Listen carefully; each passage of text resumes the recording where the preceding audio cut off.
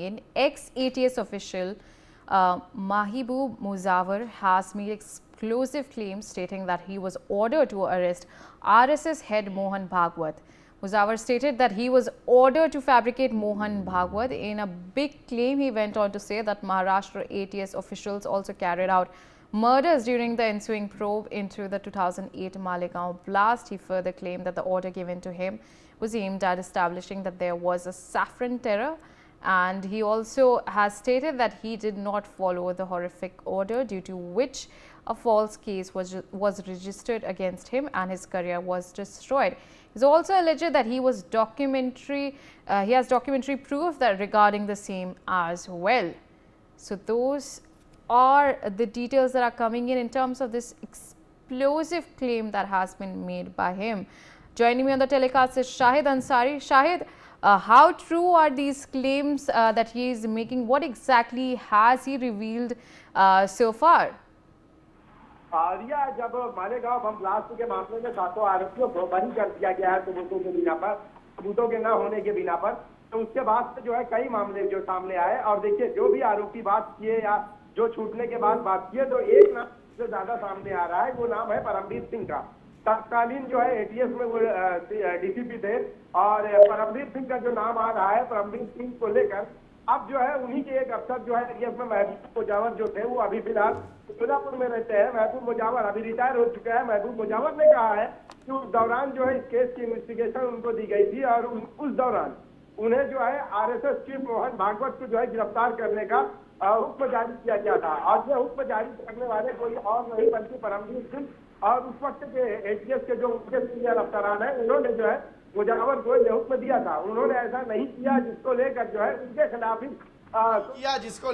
उनके खिलाफ ही सोलापुर में जो है एक मामला दर्ज कर लिया गया। हालांकि वो उस मामले से तो बरी हो गए हैं, लेकिन उन्होंने कहा है कि परमवीर सिंह के जरिए मुझे बहुत ज्यादा प्रेशर और झूठ इस तरह से जो है मनगढ़ंत चीजें कर जो है आरएसएस चीफ को गिरफ्तार करने के लिए कहा गया था।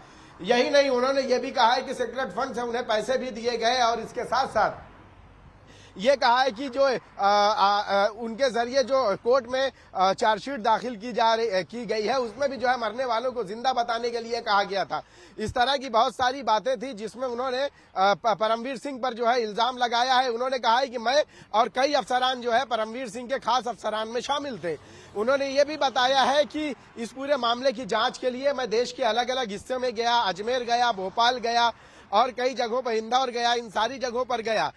और इस दौरान जो है जब उन्होंने मोहन भागवत को गिरफ्तार नहीं किया, तो इसके बाद जो है उन्हें झूठे केस में फंसाकर उन पर मामला दर्ज कर लिया गया।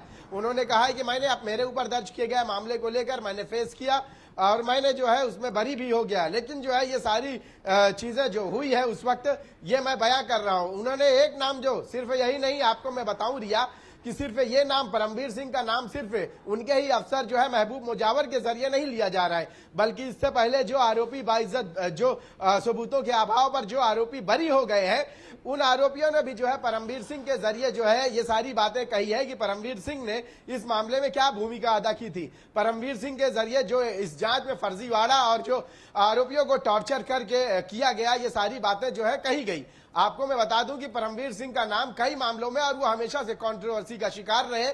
ताजा मामले में जो है मुंबई में जब एंटीलिया में जिलेटिन रखी गई थी, तो भी परमवीर सिंह कमिश्नर थे, उस दौरान भी उनका नाम सामने आया था। एक और नाम उन्होंने जो जैसुल हिंद आतंकी संगठन का जो नाम उन्होंने वो किया था, वो जैसुल हिंद के जो आविष्कारक है वो खुद परमवीर सिंह है। मतलब परमवीर सिंह का मामला ऐसा रहा है कि शुरू से आखिर तक हमेशा से वो विवादों में घिरे रहे हैं, और इस मामले में जब मालेगांव बम ब्लास्ट में सारे आरोपियों को बरी कर दिया गया, तो फिर से एक नाम आया, वो भी उनके ही अफसर के जरिए ये सामने आया कि किस तरह से फर्जीवाड़ा करने के लिए और आरएसएस चीफ मोहन भागवत को गिरफ्तार करने के लिए उन्होंने कहा था। जी।